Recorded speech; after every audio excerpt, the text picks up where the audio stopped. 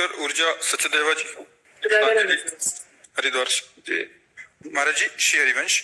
महाराज जी, हम सबका जन्म हरि नाम जपने के लिए हुआ है, परंतु हमें अक्सर ऐसा महसूस होता है कि कुछ और भी कारण अवश्य होगा। उस कारण को कैसे ढूंढे? मेरी जिंदगी का पर्पस क्या है? केवल जगना है बस। स्वप्न का जो दुख सुख है वो केवल जगने से जाएगा। ना आप स्त्री हो, न यहाँ कोई पुरुष है, न यहाँ कोई कर्तव्य है। स्वप्न का कोई कर्तव्य होता है क्या? बड़ा मेहनत किया, स्वप्न में जगे तब तो सब झूठा हुआ ना। स्वप्न में आपने 100 लोगों को भोजन पवाया और 100 लोगों को जान से मार दिया। जो जगने के बाद आपको क्या पुण्य लगेगा कि पाप लगेगा? है कुछ नहीं लगे। क्यों? किया तो था स्वप्न में, भंडारा किया, स्वप्न में मारा, तो क्या उस समय क्या झूठा लग रहा था? स्वप्न में नहीं लग रहा था ना। जग गए तब लगा ना। तो उमा काहू मैं अनुभव अपना, सत हरि भजन जगत सब सपना। तो अब आपको लग रहा है और कोई कर्तव्य है, तो ये स्वप्न में लग रहा है। अगर जाग के देखो तो स्वप्न में एक आप ही थे, ना कोई वस्तु था, ना कोई व्यक्ति था, ना दुश्मन था, ना कोई दोस्त था। ये पता तब चला जब आप जगे। स्वप्न में जैसे हम कई बार कहा, समुद्र में डूब रहा हो कोई, अब उसको कैसे बचाया जाए? बहुत से तैराक बुला लिए जाए, नौका बुला ली जाए, सब व्यवस्था कर ली जाए, तो क्या स्वाप्निक पुरुष को बचाया जा सकता है क्या? जो स्वप्न में समुद्र में डूब रहा है, कुछ उपाय नहीं करेगा। उपाय एक करेगा, उसको पकड़ के जगा दो। ना एक बूंद पानी है, ना वो डूब रहा है, ना कोई परेशानी है। समझ रहे ना? लेकिन उस समय उसको परेशानी है जब डूब रहा है। जब बिना जगे उसको ये दुख से दूर नहीं किया जा सकता। ऐसे ही हम लोग अपने को स्त्री मान लिए, पुरुष मान लिए, ये स्वप्न है। अब हमारा कर्तव्य बन गया कि पति की सेवा, पत्नी की सेवा, पुत्र की सेवा, सब। अब ये पूरा स्वप्न चल रहा है। और जब आखिरी में यहां से तो ना कोई पति, ना कोई पुत्र, ना कोई कुछ, जीव अकेला उड़ा। दुनिया में लाखों का मेला जुड़ा, हंसा जब जब उड़ा। तो अब तो क्या कर्तव्य था? अब वो भूल करके फिर नाना प्रकार की माया का चिंतन करके अगले जन्म की व्यवस्था कर ली। हमारा तो उद्देश्य ये है कि अपने कर्तव्य का पालन करो स्वांग की तरह। स्वांग में जैसे नहीं, थोड़ी देर के लिए आप किसी की पत्नी बने, या थोड़ी देर के लिए आप मित्र बने, थोड़ी देर के लिए आप जो भी बने, तो बढ़िया स्वांग करते हैं ना, तो डायरेक्टर इनाम देता, पैसा देता है। ऐसे हमें भगवान ने एक स्वांग भेजा है।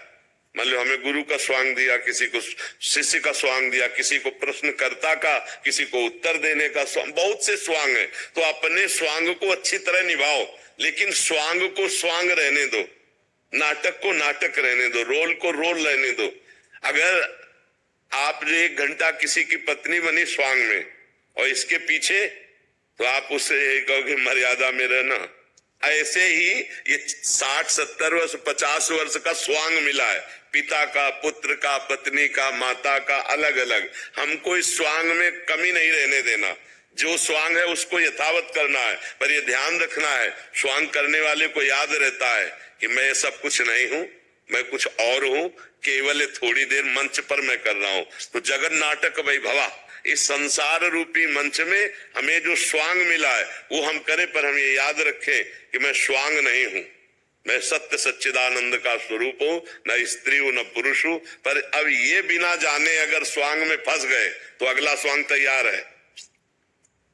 वो चाहे सुअर का मिले, कुत्ता का मिले, गधा का मिले, कौन योनि में जाना पड़े। और अगर जान गए अपने आप को, बढ़िया स्वांग किया, 2 बातें, स्वांग बढ़िया और अपने को याद रखा कि मैं ये नहीं हूं, तो डायरेक्टर जो है परमात्मा, वो इस तुम्हें स्वांग से हटा देगा और अपनी लीला में, दिव्य लीला में सम्मिलित कर लेगा, अपने स्वरूप में समाहित कर लेगा।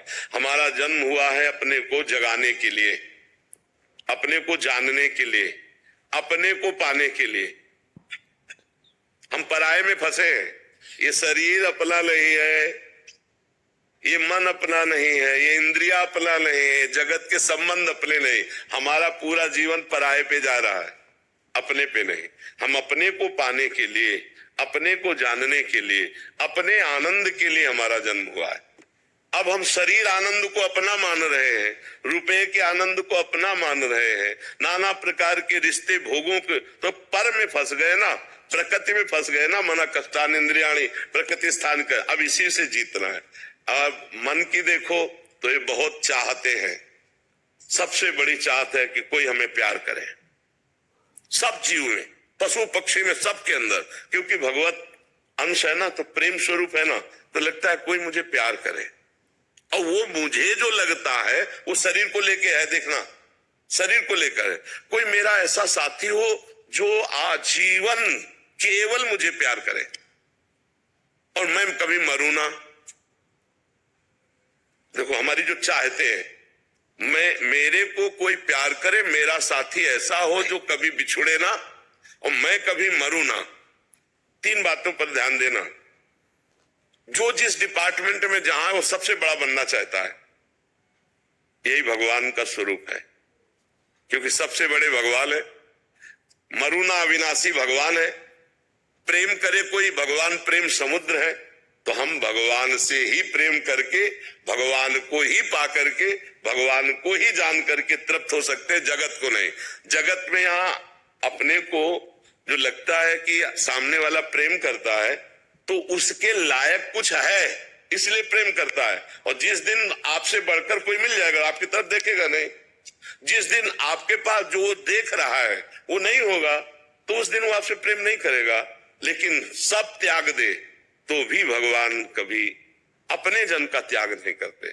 प्रेम का निर्वाह तो सिर्फ भगवान करते हैं। जगत में तो रोना पड़ेगा और ठोकरें लगेंगी, या कोई किसी को प्यार नहीं करता। जब तक स्वार्थ की पूर्ति तब तक प्यार नहीं त्याग। क्यों ऐसा लगता है कि हम बाबा जी हम ही को लगता है? आप सही बताओ, संसार में सबको एक प्रेम की भूख है, वो किससे पूर्ण हो रही? आप देखो बोला कहीं प्रेम की पूर्ति हो पा रही क्या?